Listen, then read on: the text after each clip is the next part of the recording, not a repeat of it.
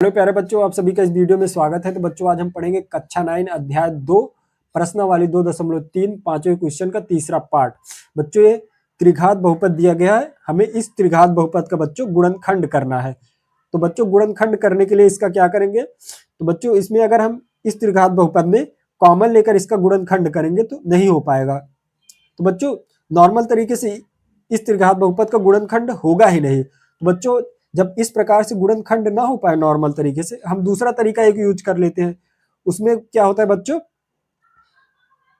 उसमें इस प्रकार से कोई एक नंबर लेते हैं, जैसे कोई भी एक नंबर 1 2 3 कोई भी एक XYZ कोई भी नंबर लेंगे और इस त्रिघात बहुपद के x के स्थान पर हम वो नंबर रख देंगे।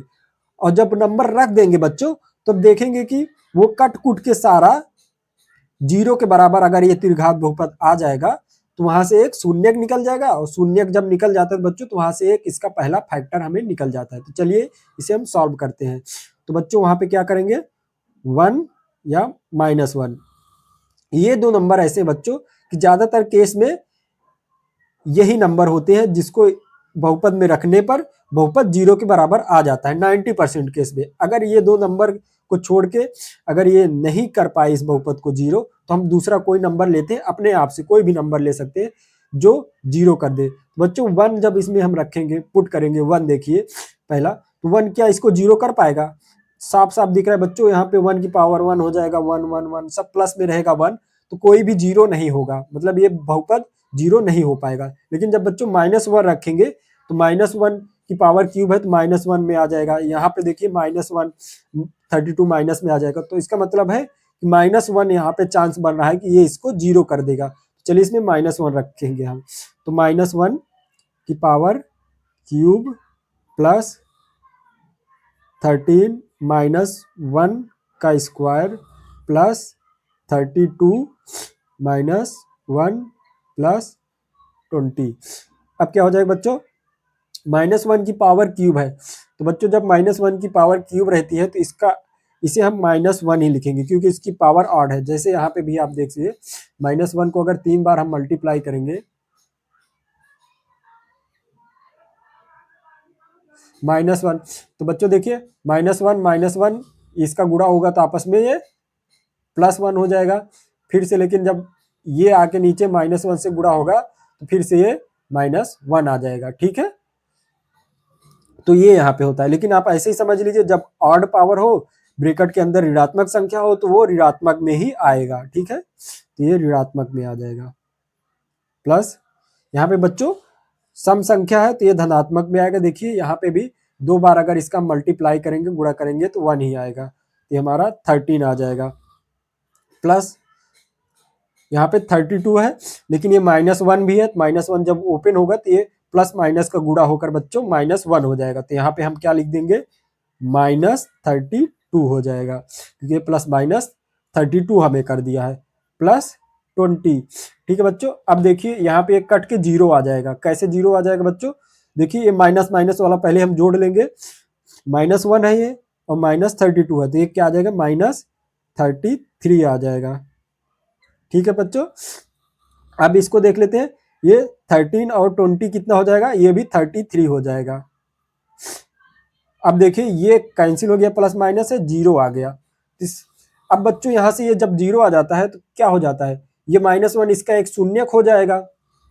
हम पिछले एक्सरसाइज में पढ़ चुके हैं, नहीं भी पढ़े तो यहाँ पे जान लीजिए, जब भी कोई बहुपद अगर बहुपद हो, कोई भी नंबर अगर उस नंबर को उस बहुपद में रखने पर, जैसे ये -1 है, इसको हमने इसमें रखा, ये देखिए यहाँ पे रखा, ये जीरो के बराबर आ गया, तो ये नंबर इसका एक इस बहुपद का शून्यक हो जाएगा।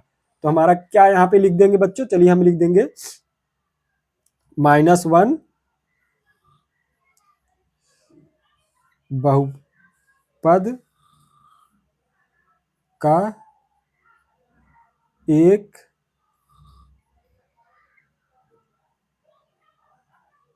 शून्यक है, ठीक है बच्चों। तो -1 बहुपद का एक शून्यक हो गया है। तो बच्चों जब हमारा शून्यक निकल जाता है तो उसका फैक्टर भी निकल जाता है। कैसे, x - x + 1 इसका एक गुणनखंड हो जाएगा, मतलब x-1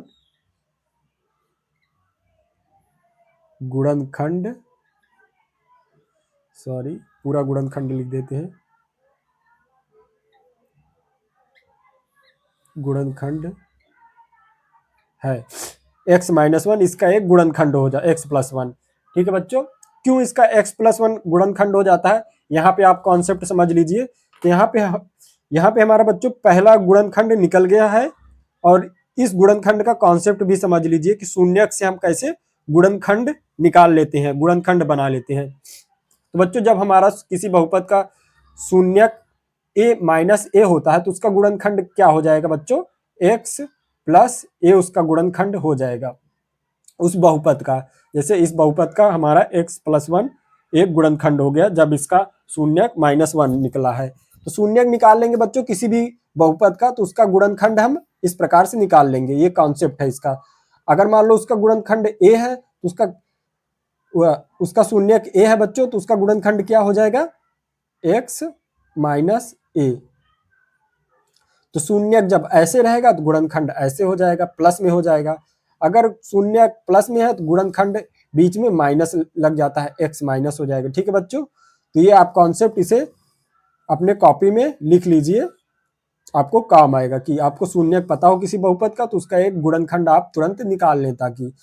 तो चलिए बच्चों, यहाँ पे हमने इसका पहला गुणनखंड निकाल दिया है, अब इसका हम दूसरा गुणनखंड निकालते हैं। दूसरा गुणनखंड निकालने के लिए बच्चों इस गुणनखंड को इस त्रिघात बहुपद में भाग दे देंगे तो हमारा दूसरा गुणनखंड निकल जाएगा। तो चलिए हम इसे निकाल लेते हैं उसको भी फटाक से।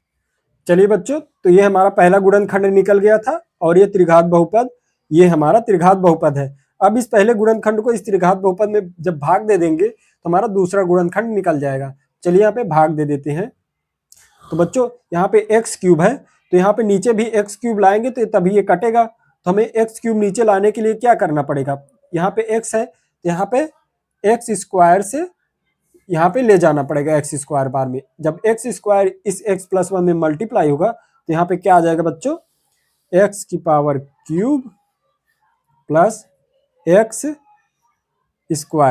यहाँ पे देख लीजिए x² जब x+1 में मल्टीप्लाई होगा, x² जब x+1 में मल्टीप्लाई होगा तो क्या आ जाएगा बच्चों, यहाँ पे हम मल्टीप्लाई कीजिए x³ प्लस x², वही हमने यहाँ पे नीचे यहाँ पे लिख दिया है। ठीक है, अब इसे हम सब्सट्रैक्ट कर देंगे।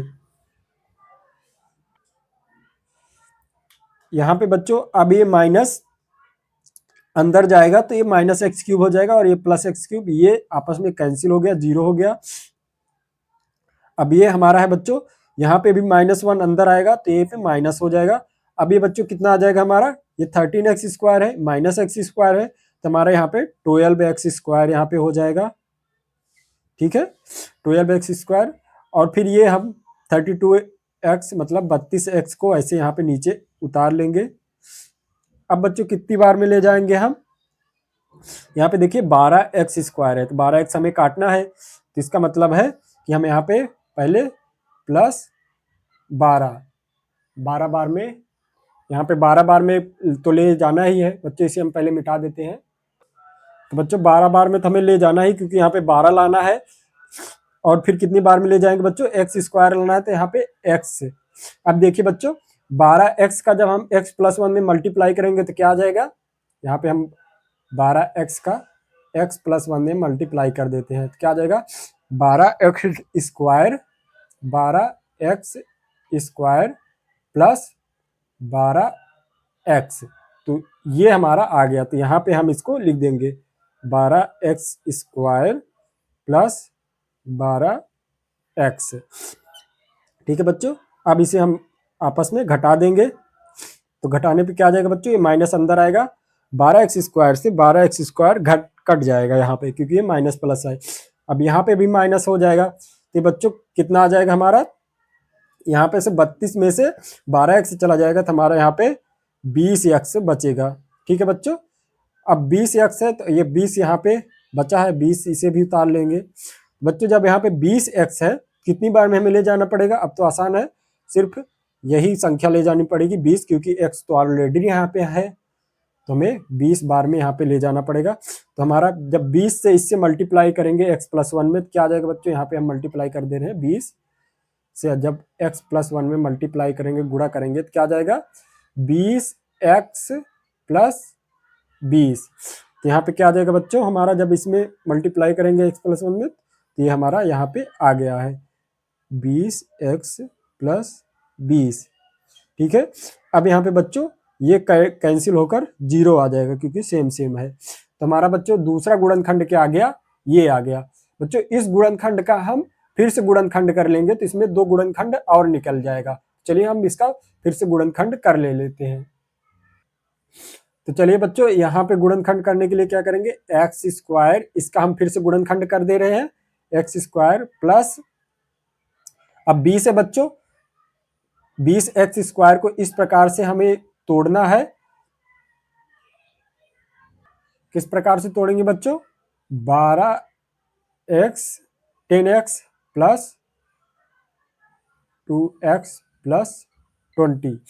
देखिए बच्चों हमने इसको इस प्रकार से तोड़ा है यहाँ पे कि जब ये इन दोनों को हम आपस में जोड़ेंगे तो ये हमारा 12x आ जाएगा। जब इन दोनों को आपस में हम गुणा करेंगे तो हमारा कितना आ जाएगा, 12x² का और इस 20 का दोनों का गुणनफल आ जाएगा। देखिए इन दोनों का गुणनफल आ जाएगा पहले और लास्ट वाले टर्म का, कितना आ जाएगा 20x²। जब हम इन दोनों को गुणा करेंगे आपस में, तो ऐसे आपको बच्चों कंफर्म कर लेना है कि हमने सही इससे तोड़ा है कि नहीं तोड़ा है, ताकि जोड़ने पर हमारा यही आना चाहिए और गुणा करने पर पहले और लास्ट वाले टर्म का गुणनफल आना चाहिए। ठीक है, तो चलिए अब इसमें कॉमन ले लेते हैं, इन दोनों दो पद का हम जोड़ा बना के कॉमन ले लेंगे। अब इसमें तो हमारा x और 10x है, तो हमारा यहाँ पे x कॉमन हो जाएगा। यहाँ पे क्या आ जाएगा बच्चों, यहाँ पे x बचा, x प्लस यहाँ पे 10। अब यहाँ पे कितना कॉमन ले लेंगे बच्चों, यहाँ पे 2 कॉमन हो जाएगा, तो 2 कॉमन हो जाएगा यहाँ पे, तो यहाँ पे 2 चला गया तो x बचा, प्लस यहाँ से जब 2 कॉमन चला गया बच्चों तो यहाँ पे 2 धामा 20 मतलब 10 बचा यहाँ पे। ठीक है, अब दोनों ये सेम सेम है, इसको भी हम कॉमन ले लेंगे बच्चों, x प्लस 10। अब दोनों को कॉमन ले लिए बच्चों यहाँ से, तो कितना बचा, x प्लस 2, x प्लस 2 हमने यहाँ पे लिख दिया। तो बच्चों हमारा इसका दोनों गुणनखंड यहाँ पे निकल आया है। बच्चों पहला गुणनखंड क्या था हमारा, x+1। ठीक है, x+1 ये हमारा गुणनखंड था बच्चों। अब हमारा यही आंसर हो गया है, क्योंकि त्रिघात बहुपद के 3 गुणनखंड होते हैं, तो तीनों हमने निकाल लिया है, तो ये हमारा आंसर हो गया है। बच्चों आपको वीडियो पसंद आई हो तो लाइक कीजिए। अगर बच्चों आपको और किसी टॉपिक पे अगर वीडियो चाहिए तो आप हमें कमेंट करके बता सकते हैं, हम उस टॉपिक पे वीडियो बना देंगे।